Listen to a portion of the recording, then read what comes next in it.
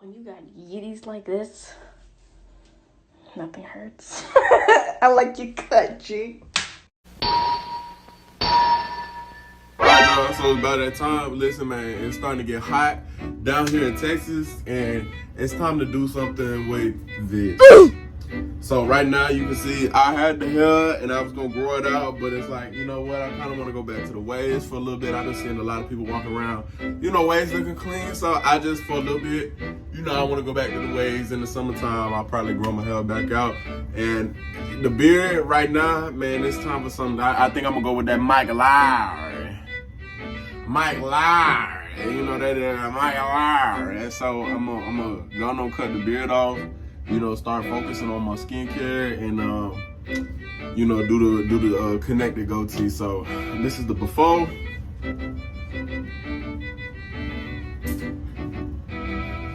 And we're gonna be doing the low taper today. So 3 with the grain on the top, and we're gonna do a low taper.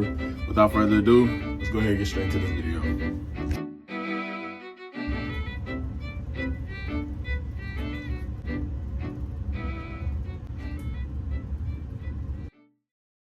Alright, y'all, so for the first step, with the lever all the way open, you're going to want to put that 3 guard on, and I'm going with the grain. Like I said, it's going to depend on what wavelength you want at the top, but for me, I want the 3 with the grain, lever all the way open, and I'm just going to go around my whole head until all the bulk has been removed. So much we knocked off. In hindsight, I probably should have kept growing it out, but we here now. Chop the bulk off. Now we're gonna clean it up and get into this taper. Step number 2, you're gonna want to take your trimmers and make your first guideline all the way from your ear to your temple, and you're gonna repeat it on both sides. For this next step, you're gonna want to take your shavers in a scoop-like motion and go ahead and bald out that first initial guideline that you made. Step number 4, you want to take your clippers with the lever all the way open and go up about another 1/4 inch, flicking just like you see me do for that second initial guideline. Step number 5, with the lever all the way open and your 1 guard on, you're going to want to continue the same thing, making your third initial guideline going up about a 1/4 inch and a flick out motion. You're just going to flick out that next guideline, making sure it's concise and is even with the rest of them for this high taper fade. Please remember to brush down your hair, make sure your canvas is concise and fluid, and then continue with that guideline, making sure that everything's cool. For this next step, you're going to take your 3 guard open with the lever open and go up in a scoop-like motion, just so you're making sure you're getting rid of that bulk to help make a easier transition. So step 7 is where we actually get to fading the hair, like blending everything in. And what you're going to want to do is, with the lever all the way closed in a scoop-like motion, you're going to want to go between that bald guideline and that first guideline, just touching on that line, making sure you don't push it up too high. We're working on our fading right here. So continuing on with step number 8, make sure the lever's all the way closed, and you're going to get between that second and that third guideline with a 0.5, continuing in that scoop-like motion until you see the hair has been erased in that area and you see a seamless transition. Make sure not to push the clippers too high up, or you'll have to bring the fade up higher than you want it. For the next step, we're going to continue on. Again, you're going to want to get that 2 guard and go up where that bulk is and try to smooth and flush out that transition from the 3 open all the way to where you've been fading now.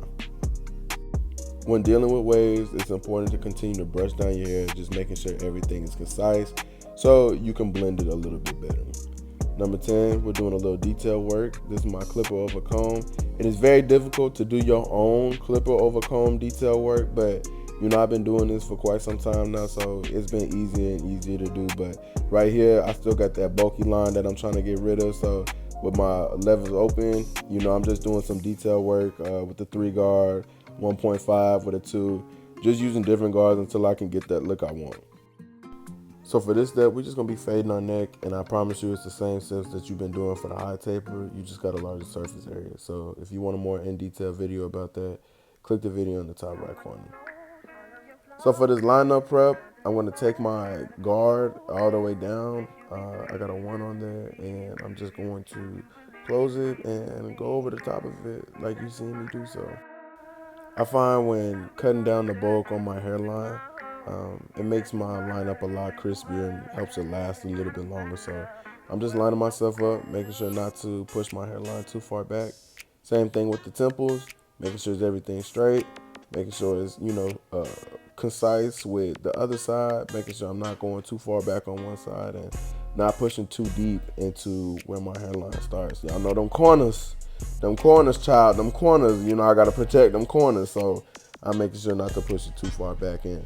The neck lineup is going to be literally the exact same steps, making sure that everything flows smoothly, going to that line and just tapping at it, not too hard. Make sure you got a soft touch. My neck is kind of sensitive, so, I try to make sure everything is delicate back there so I don't end up getting razor bumps and whatnot on my neck. But it's going to be the same steps on both sides, just making sure all the hair is lightly tapped and everything's flows smoothly. Chat, I should not have cut the beard. I should have went against what y'all told me and not have cut the beard. This is the cut. I like your cut, G. This is the cut. This is the cut. No Razzle Dazzle yet. This is all natural. No enhancements. No. What y'all think? All natural. Waves up at the top. High taper.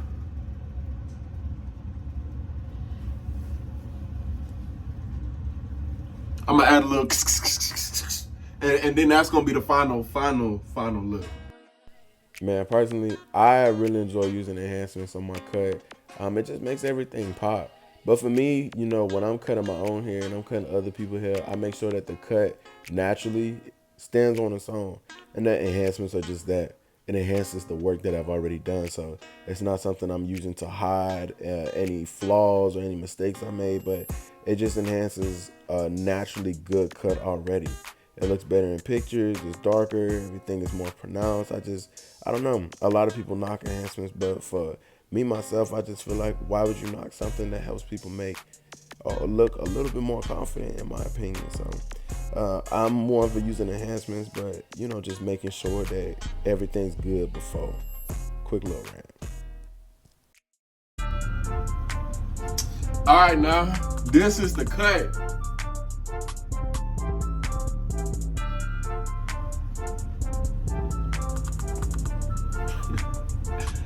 I should not have cut the beard.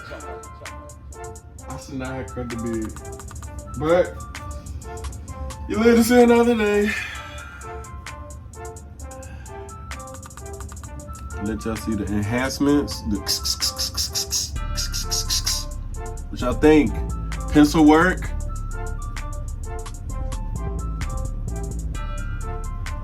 I ain't gonna lie, that's a good cut, man. If you go to my earlier video, it's gonna be in the top right corner.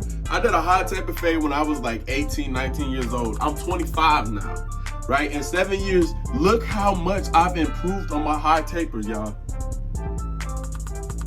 Just goes to show you what self-improvement and dedication and consistency to your craft will do. This is your captain speaking. And I'll see y'all on the next one. I'll